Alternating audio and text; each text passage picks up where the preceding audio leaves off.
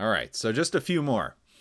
Kind of building up our stamina here. So in these two examples, we're gonna differentiate these functions, and most likely some power product rule here. We have our function f of x in this first example, and it's equal to x squared times cosine x. So when we look at this thing, we're trying to kind of identify, is it actually a product? And we do have a product here. We have a variable piece here. We have a variable piece over here. And right in the middle there, it's not written, but we have multiplication.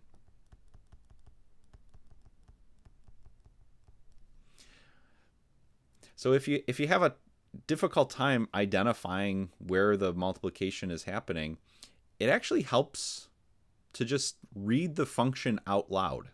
So, when you look at this, if you're just looking at it, you might not be seeing that multiplication. But if you actually verbalize it and say x squared times cosine x, it might help you identify where the product actually is.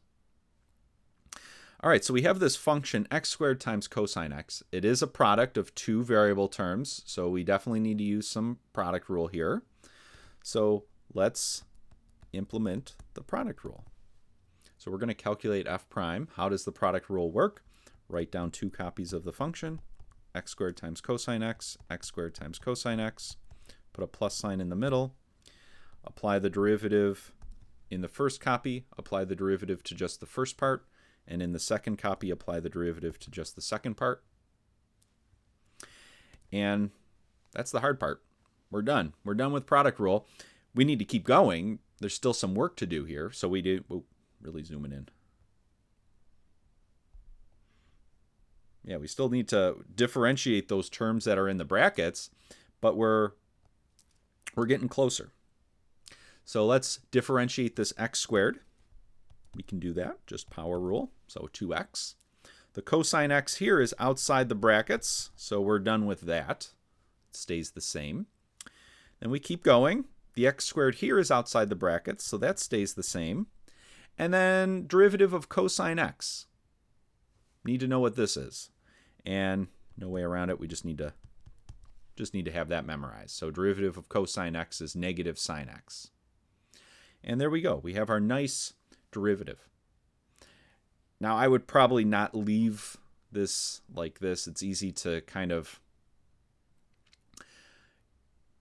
make a little mistake. If we were going to do more work with this, it's normally nicer to move this constant multiple of a negative out in front of the x squared. So I would probably rewrite this as 2x, and you maybe even do this in your head while you're differentiating anyways. But I would write this as 2x times cosine x minus x squared times sine x. Just easy. When you leave it like this, it's easy. All of a sudden, this becomes x squared minus sine x, which isn't quite correct. So go a little bit further and actually move that constant multiple out in front of everything. All right, that's product rule. Again, not too bad. Try one more, and then we'll be in good shape for our product rule calculations. All right, so g of x. It's equal to 2x plus 1 times arctan of x. So again, we need to identify, is this thing a product of variable terms? And so kind of go through and identify, where are all the variable pieces?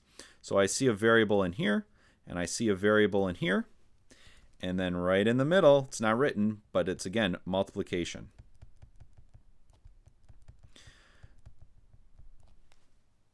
So whenever we have two variable terms being multiplied together, no way around it. Well, maybe sometimes there's ways around it, like we saw in some of the previous examples. But in this case, there's really no way around it. We have to use product rule. So let's see how that's going to look. We're going to calculate g prime. And we have a product of two functions. So write down two copies 2x plus 1 times arctan. And then a second copy, 2x plus 1 times arctan. Put a plus sign in the middle. And then in the first copy, apply the derivative to just the first term. And then in the second copy, apply the derivative to just the second term. And then differentiate. So finish differentiating. So we have a 2x plus 1. Differentiate that, we get 2. So we have 2 times arctan of x. And then the arctan of x was outside the brackets, so nothing happened there. The 2x plus 1 is outside the brackets, so that just stays the same. And then the only thing that's going to take a little bit of memorization or a little bit of recollection here is to remember what the derivative of arctan is. Arctan of x, also known as inverse tan of x. And this is probably one we just look up until we have it memorized. It's 1 over 1 plus x squared.